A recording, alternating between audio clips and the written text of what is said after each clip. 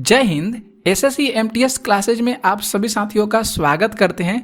तो आज आप सभी साथियों के लिए जनरल अवेयरनेस के प्रश्न लेकर आए हैं जो एसएससी एमटीएस के लिए बहुत ज़्यादा इम्पोर्टेंट है। तो आप लोग इस वीडियो को पूरा देखिएगा और इस चैनल पर नए हैं तो इस चैनल को फॉलो कर लीजिएगा और एक लाइक बनता है, एक लाइक जरूर कर लीजिएगा।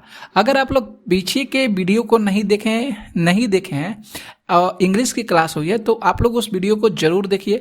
प्लेलिस्ट में एसएससी एमटीएस से बनी हुई है प्लेलिस्ट, आप लोग वहां पे जाइए, फॉलो कीजिए और उस सारी वीडियो को जरूर देखिए। ठीक है, तो आइए स्टार्ट करते हैं फर्स्ट प्रश्न। यहाँ पे जो फर्स्ट प्रश्न है कि कोयले का सामान्य प्रकार क्या है।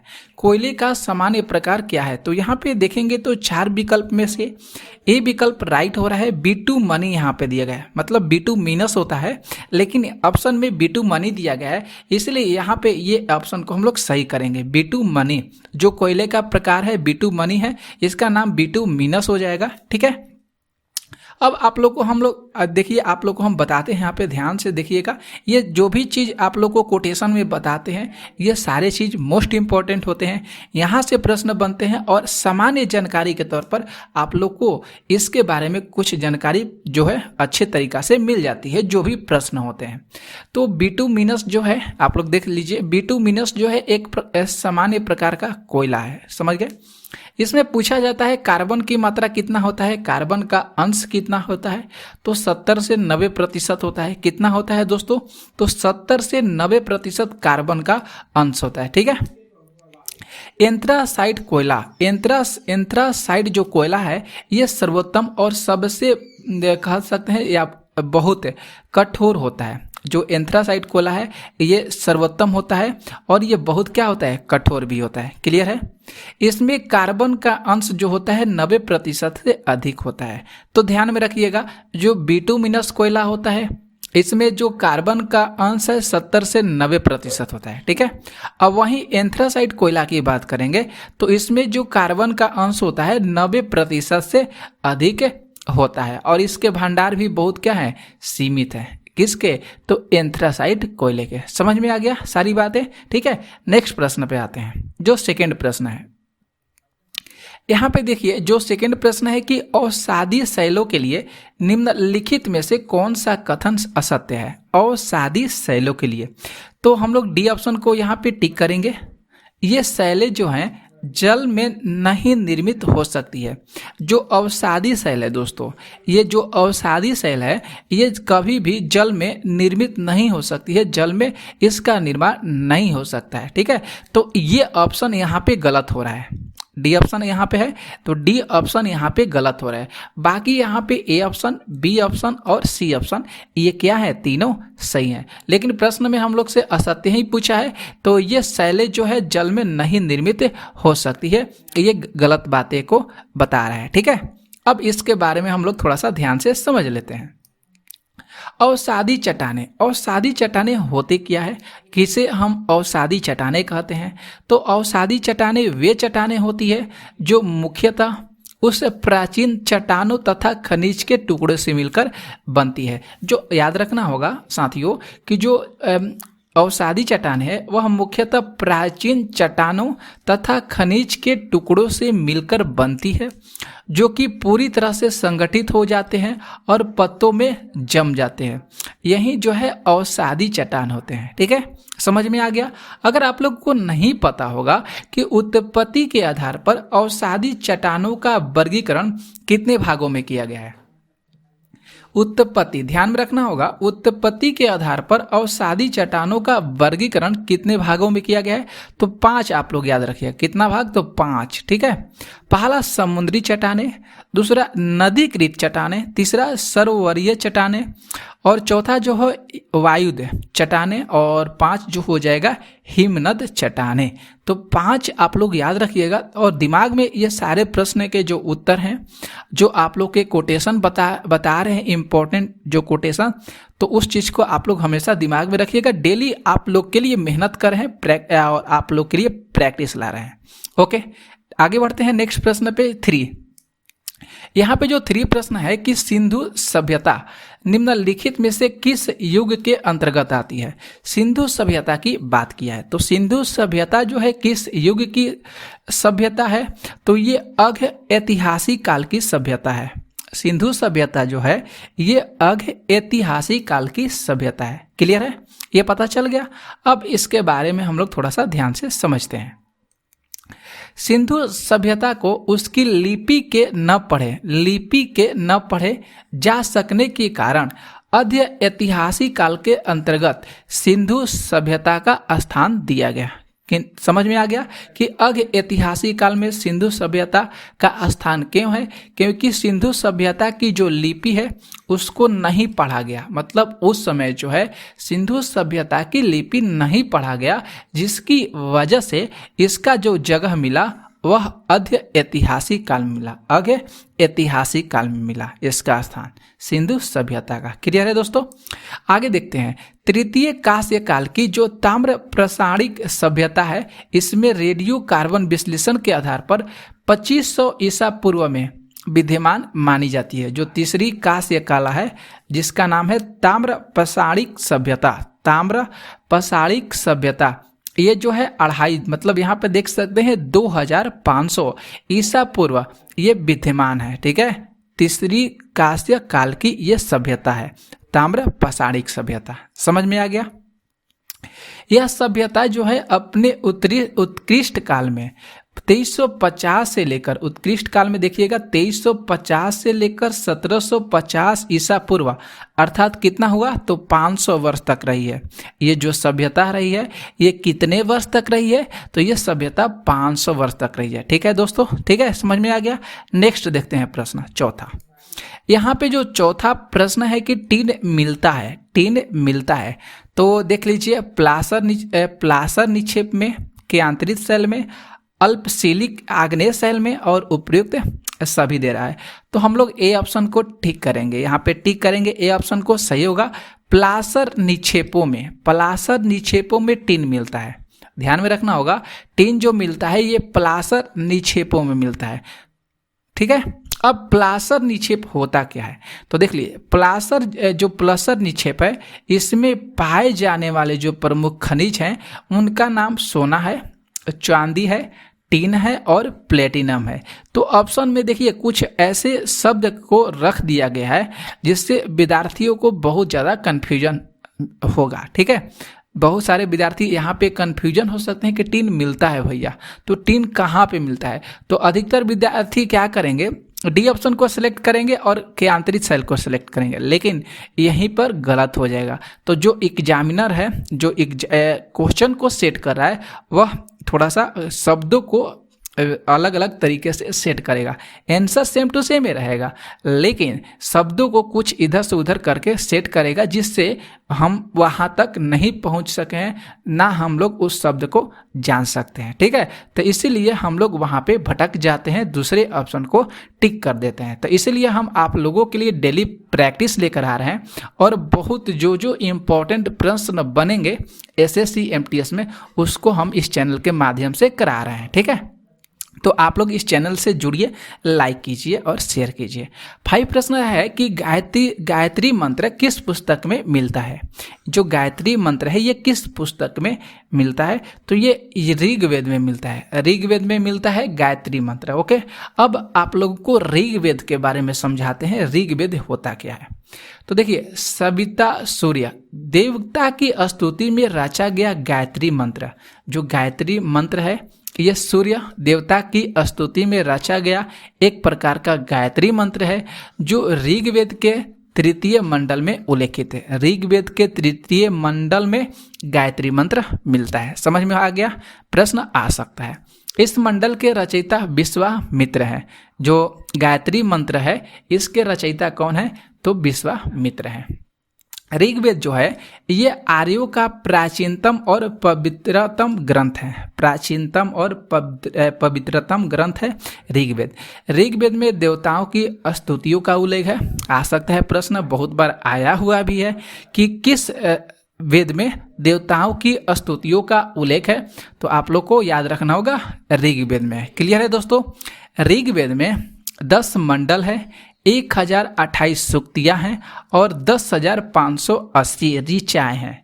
तो आप लोग ये सारे चीज़ जो भी कोटेशन आप लोग को लेते हैं, बताते हैं, समझाते हैं, वो आप लोग उसे ज़रूर ध्यान से रखिएगा, क्योंकि हम प्रश्नों को छांट कर लेते हैं, क्वेश्चन को जो कोटेशन होते हैं उसको छांट कर लाते हैं कि वहाँ से प्रश्न बन सकते हैं एग्जाम में।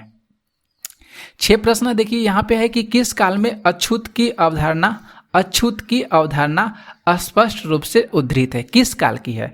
तो यहाँ पे हम लोग बी ऑप्शन को टिक करेंगे, उत्तर वैदिक काल में। उत्तर वैदिक काल में अछूत की अवधारणा को स्पष्ट किया गया। अछूत की अवधारणा को कब स्पष्ट किया गया? तो उत्तर वैदिक काल में। समझिएगा ध्यान से, उत्तर वैदिक काल जो है ये समाज स्पष्ट रूप से 4 वर्णों में विभाजित हो चुका है।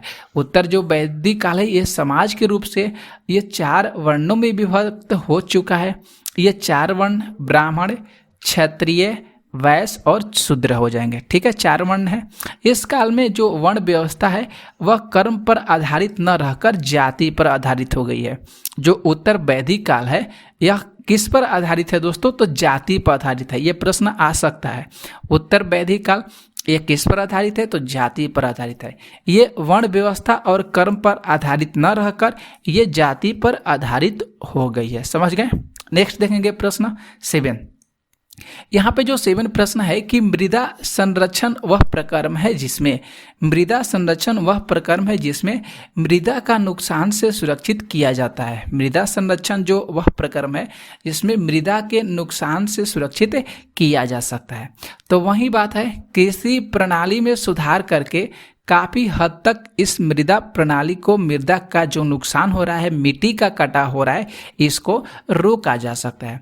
इसमें फसलों का चक्रण, सीढ़ीदार कृषि, ढालों पर जो समुच्चय रेखीय जुताई करना, ये सारे जो हैं ये मृदा के जो मिट्टी का कटाव है इसके उपाय हैं। तो हम लोग को ऐसा ही करना चाहिए जिससे मिट्टी का कटाव न हो सके, मृदा का नुकसान न हो सके। समझ गए दोस्तों? नेक्स्ट देखेंगे प्रश्न। यहाँ पे जो 8 प्रश्न है कि भारतीय संविधान को अपनाया गया था। भारतीय संविधान को अपनाया गया था तो संवैधानिक सभा द्वारा भारतीय संविधान को अपनाया गया था। क्लियर है? अब ये भारतीय संविधान के बारे में आप लोग को मोस्ट इम्पॉर्टेंट कोटेशन बताने वाले हैं, ध्यान से सुनिएगा और इसे याद भी करिएगा। जो संविधान सभा के प्रथम जो अधिवेशन है ये 9 दिसंबर 1946 को संसद भवन के केंद्रीय कक्ष में संपन्न हुआ था। ध्यान में रखना होगा, जो संविधान सभा का प्रथम अधिवेशन कब हुआ था ये प्रश्न आता है, तो ध्यान में रखना होगा 9 दिसंबर 1946 को हुआ। ठीक है, इसके अस्थायी अध्यक्ष चुने गए थे तो डॉक्टर सच्चिदानंद सिन्हा इसके अस्थायी सदस्य चुने गए थे। ठीक है, अस्थायी अध्यक्ष चुने गए थे, सदस्य नहीं। ठीक है, इसके पश्चात 11 दिसंबर 1946 को डॉक्टर राजेंद्र प्रसाद को इसका अस्थायी अध्यक्ष चुना गया। तो यहीं पे कन्फ्यूजन होता है। अस्थायी अध्यक्ष कौन थे? तो डॉक्टर सच्चिदानंद सिन्हा। अस्थायी अध्यक्ष कौन थे? तो डॉक्टर राजेंद्र प्रसाद। ठीक है, अब इसके बाद आगे देखिए 13 दिसंबर 1946 को जवाहरलाल नेहरू द्वारा इसका उद्देश्य व प्रस्ताव प्रस्तुत किया गया। उद्देश्य प्रस्ताव प्रस्तुत जो है किसके द्वारा किया गया? तो जवाहरलाल नेहरू के द्वारा किया गया था। ठीक है, आगे देखिए विचार विमर्श के बाद जब इतना सारा कुछ हो गया तो उस समय विचार विमर्श हुआ। कब तक चला ये विचार विमर्श? तब 22 जनवरी 1947 का संविधान सभा के सदस्यों ने अपना उद्देश्य प्रस्तावित किया और सर्वसम्मति से इस जो सभा है, इस संविधान सभा, इसको क्या किया गया? पास किया गया। ठीक है, और 26 नवंबर 1949 को भारतीय संविधान द्वारा इसको अपनाया गया। तो ये सारी चीज़ इतना प्रोसेस हुआ था, इसे याद रखिएगा, ध्यान में रखिएगा। अगला जो प्रश्न है 9 यहाँ पे कि 800 से लेकर 600 ईसा पूर्व का जो काल है ये किस युग से जुड़ा है? तो याद रखना होगा ये जो युग है ये ब्राह्मण युग से जुड़ा है। जो 800 से लेकर ईसा पूर्व का जो काल है ये ब्राह्मण युग से जुड़ा हुआ है। क्लियर है दोस्तों? अब देख लीजिए यहाँ पे वही चीज़ यहाँ पे बताया गया है। 600 से 300 ईसा पूर्व का जो समय है जिसको हम सूत्र युग भी कहा जाता है, सूत्र युग के नाम से जाना जाता है, 600 से लेकर 300 ईसा पूर्व तक। ठीक है, अगला जो प्रश्न है 10 कि संगम युग में उरेयुवर किस लिए विख्यात थे? संगम युग में उरियर जो थे ये किस लिए विख्यात थे? तो ये विख्यात थे कपास के व्यापार के महत्वपूर्ण केंद्र के लिए। कपास के व्यापार का महत्वपूर्ण केंद्र के रूप में जो जाना जाता है उरियर जाना जाता है। ठीक है, अब इसके बारे में थोड़ा समझ लीजिए। संगम काल में जो उरियर है, जो सूती वस्त्र और कपास के व्यापार के लिए सबसे प्रसिद्ध जाना जाता है। उरियर नामक स्थान का वर्णन जो है एक अज्ञात लेखक द्वारा रचित, जिसका नाम है Periplus of the Erythraean Sea, Periplus of the Erythraean Sea, इनके द्वारा किया गया था। ठीक है, अगला प्रश्न देखिएगा 11 जो प्रश्न है कि निम्नलिखित में से कौन सा महाद्वीप क्षेत्रफल के अनुसार सबसे बड़ा है? तो ये अफ्रीका महाद्वीप है। अफ्रीका महाद्वीप क्षेत्रफल के अनुसार सबसे बड़ा है। देख लीजिएगा ध्यान से। पृथ्वी की सतह पर जो 71% जो क्षेत्र में जल और 29% क्षेत्र में भूमि है। ठीक है, तो भू सतहों को एशिया, अफ्रीका, उत्तरी अमेरिका, दक्षिणी अमेरिका, यूरोप, ऑस्ट्रेलिया, अंटार्कटिका में विभाजित किया गया है। जो भू सतह है, जो भूमि है, केवल इसमें इतना सारे चीज में विभाजित किया गया। ठीक है, और जो 71% जल है ये तो है ही। ठीक है, समझ गए आप लोग।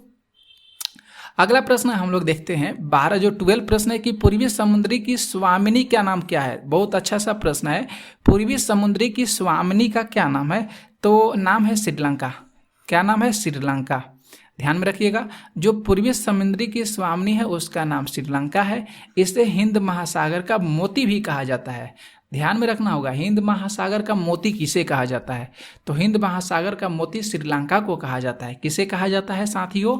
तो श्रीलंका को कहा जाता है। अगला प्रश्न यहाँ पे जो है 13 कि भागवत संप्रदाय के विकास में किसका योगदान अत्यधिक था? भागवत संप्रदाय के विकास में तो योगदान जो था वह गुप्त का था। किसका योगदान था सबसे ज्यादा? तो गुप्त का था। ठीक है, यहाँ पे देखिए थोड़ा सा, भारत में भागवत धर्म, जिसको वैष्णव धर्म का नाम से जाना जाता है, इसका चरमोत्कर्ष 4वीं-5वीं शताब्दी में गुप्तों के शासनकाल में हुआ था। किसके शासनकाल में? गुप्तों के शासनकाल में हुआ था।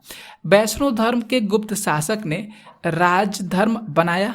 वैष्णव धर्म के जो शासक थे, गुप्त शासक, इन्होंने राजधर्म बनाया तथा देवगढ़, इसके बाद भीतरगांव जो कानपुर में है, तिगवा जबलपुर मध्य प्रदेश में, ये यहाँ पे इन्होंने अपने विष्णु मंदिर का निर्माण किए। एक मतलब जो विष्णु मंदिर है उसको प्रतिस्थापित किया। ठीक है, गुप्त राजाओं ने परम भागवत की उपाधि धारण की। गुप्त राजा जो थे ये परम भागवत की उपाधि धारण की, मतलब भागवत धर्म जो वैष्णव धर्म है। ठीक है, अपने सिक्कों में विष्णु के वाहन गरुड़ की आकृति खुदवाई। तो ध्यान में रखना होगा, जो वह कौन से सिक्के हैं जिसमें विष्णु के वाहन गरुड़ की आकृति खुदवाई गई है? तो आप लोग याद रखिएगा, कौन शासकों के द्वारा? गुप्त राजाओं के शासकों के द्वारा। समझ में आ गया। अगला जो प्रश्न है जो 14 है कि आजीवक संप्रदाय के संस्थापक कौन थे? तो आजीवक संप्रदाय के संस्थापक मखली पुत्र गौसल थे। मखली पुत्र गोसाल थे। ध्यान में रखना होगा। ठीक है, ये थोड़ा सा नाम अटपटा है तो याद रखना होगा। आजीविक संप्रदाय के जो संस्थापक थे मखली पुत्र गोसाल थे। ठीक है, इसके बारे में समझ लीजिए। जो मखमली पुत्र गोसाल जो थे ये किसके इसके अनुनायी आजीवक के नाम से जाने जाते थे। मखली पुत्र गोसाल। ठीक है, इस संप्रदाय के जो लोग होते थे वह कर्म सिद्धांत एवं मानव प्रयत्न में विश्वास नहीं करते हैं। जो कौन से संप्रदाय के लोग? तो जो आजीवक संप्रदाय के जो लोग होते थे ये कर्म सिद्धांत और मानव प्रयत्न में विश्वास नहीं रखते थे। मखली पुत्र गोसाल जो थे ये महावीर के साथी थे और नियतिवाद और जैन धर्म में इनकी आस्था थी। और ये संप्रदाय जो है मौर्य काल में लोकप्रिय हुआ। यह संप्रदाय मौर्य काल में लोकप्रिय हुआ। तो आजीवक संप्रदाय के संस्थापक का नाम जरूर ध्यान में रखिएगा, दिमाग में रखिएगा, मखली पुत्र गोसाल। ठीक है, अगला प्रश्न देखेंगे जो 15 प्रश्न है कि निम्नलिखित में से किस युग्म का मिलान सही है? तो यहाँ पे बी ऑप्शन को हम लोग टिक करेंगे। भूमध्य सागर, जिसमें गरज के साथ वर्षा और मध्याह्न में वर्षा होती है, गरज के साथ। यहाँ पे बी ऑप्शन सही हो रहा है। देख सकते हैं, जो विषुवतीय क्षेत्र में मध्याह्न में लगभग सदैव वर्षा होती है। ऐसा इसलिए होता है क्योंकि जो भूमध्य रेखा पर स्थित होने के कारण यह सदैव गर्म रहती है, ठीक है, तथा समुद्र के पास स्थित होने के कारण गर्मी में वाष्पन होता रहता है और मध्याह्न में वर्षा होती रहती है। इसीलिए यहाँ पे ये जो है गर्मी भूमध्य क्षेत्र के रूप में जाना जाता है, ठीक है, जहाँ पे मध्याह्न में गरज के साथ वर्षा होती है। क्लियर है दोस्तों। अगला जो प्रश्न है 16 कि मोना लोवा किसका उदाहरण है। जो मोना लोवा है किसका उदाहरण है, तो ये उदाहरण है सक्रिय ज्वालामुखी का उदाहरण है। मोना लोवा ये सक्रिय ज्वालामुखी का उदाहरण है, ध्यान से देखिएगा। जो मोना लोवा है ये ज्वालामुखी हवाई द्वीप, जो हवाई द्वीप कहाँ पे है, अमेरिका, 4170 मीटर की ऊंचाई पर स्थित एक सक्रिय ज्वालामुखी है मोना लोवा। ये कहाँ पे है, अमेरिका में है। ये जो ज्वालामुखी जो है प्रायः विस्फोट और उद्भदन होता रहता है, मतलब ये प्रायः हमेशा ये विस्फोट होता रहता है। इनका मुख्य सर्वदा खुला रहता है, मुंह खुला रहता है और समय समय पर इसमें से लावा, धुआं, अन्य पदार्थ बाहर निकलते रहते हैं और यहाँ पे शंकु का निर्माण होता रहता है। तो आप लोग जानते होंगे कि जहाँ पे ज्वालामुखी है तो वहाँ पे शंकु का निर्माण होता ही रहता है। शंकु का आकार कैसा होता है, तो शंकु का आकार इसके जैसा होता है, जैसा टोपी होता है, जो हम होली के टाइम में टोपी पहनते हैं, ठीक है, शंकु के जैसा होता है। 17 प्रश्न है कि सर्व प्राचीन शैल समूह की आयु आंकी जाती है, तो कार्बन डेटिंग विधि द्वारा आंकी जाती है। देख लीजिए यहाँ पे जो यूरेनियम लैंड विधि है इसके द्वारा सर्व प्राचीन शैल समूह की आयु आंकी जाती है, ठीक है, कार्बन डेटिंग विधि नहीं है C14 है। तो यहाँ पे यूरेनियम लैंड विधि याद कीजिएगा। कार्बन डेटिंग विधि क्या होता है ये बताएंगे आप लोग को। प्राचीन शैल समूहों की आयु लाखों या करोड़ों वर्ष पुरानी होने के कारण इसकी जो नापी जाती है यूरेनियम लैंड विधि द्वारा आंकी जाती है, ठीक है। यूरेनियम और थोरियम किसी न किसी रूप में मात्रा में या प्रत्येक शैल में पाई जाती है। यह जो है ये यूरेनियम लैंड विधि द्वारा मापी जाती है, जो लाखों वर्ष करोड़ों वर्ष जो शैल समूह होते हैं, ठीक है। अब कार्बन डेटिंग जो विधि होती है इसमें आयु का समय निर्धारण किया जाता है, ध्यान में रखना होगा। आयु का समय निर्धारण कार्बन डेटिंग विधि द्वारा किया जाता है। जो पोटेशियम आर्गन डेटिंग विधि द्वारा क्या होता है, तो चट्टानों में रेडियोधर्मी पोटेशियम के अनुपात को मापकर चट्टानों की उत्पत्ति के समय का जो निर्धारण किया जाता है वह पोटेशियम आर्गन डेटिंग विधि द्वारा किया जाता है। क्लियर है दोस्तों। अगला प्रश्न देखिएगा, यहाँ पर जो 18 प्रश्न है कि टेरा रोसा का प्रारूपिक विकास उस भूभाग में होता है जिसमें क्या होता है, तो जिसमें चूना पत्थर होता है। टेरा रोसा का जो प्रारूपिक विकास है उस भूभाग में होता है जिसमें क्या होता है, चूना पत्थर होता है, ठीक है। टेरा रोसा के बारे में समझ लीजिए। टेरा रोसा का जो प्रारूपिक विकास है चूना पत्थर वाला भूभाग होता है। ये जो है भूमध्य सागरीय प्रदेश चूना क्षेत्रों में मिलने वाली मिट्टी जो फेरस ऑक्साइड है, जिसका यहाँ पे रासायनिक सूत्र होता है Fe2O3 होता है, इसके कारण ये क्या होती है, लाल होती है। तो टेरा रोसा का जो रंग होता है लाल होता है। इसमें ह्यूमस की कमी होती है। लाल पोडजोल के नाम से इसे जाना जाता है, लाल पोडजोल के नाम से टेरा रोसा को जाना जाता है। ब्राज़ील के कहवा उत्पादक क्षेत्रों में इस मिट्टी को टेरा रोसा ही कहा जाता है। कहाँ पे, तो ब्राज़ील के कहवा उत्पादक क्षेत्रों में। तो ये सारे प्रश्न आप लोग के लिए इम्पोर्टेंट थे। कैसा लगा वीडियो आप लोग ज़रूर बताइएगा और इस वीडियो को शेयर भी ज़रूर कर दीजिएगा।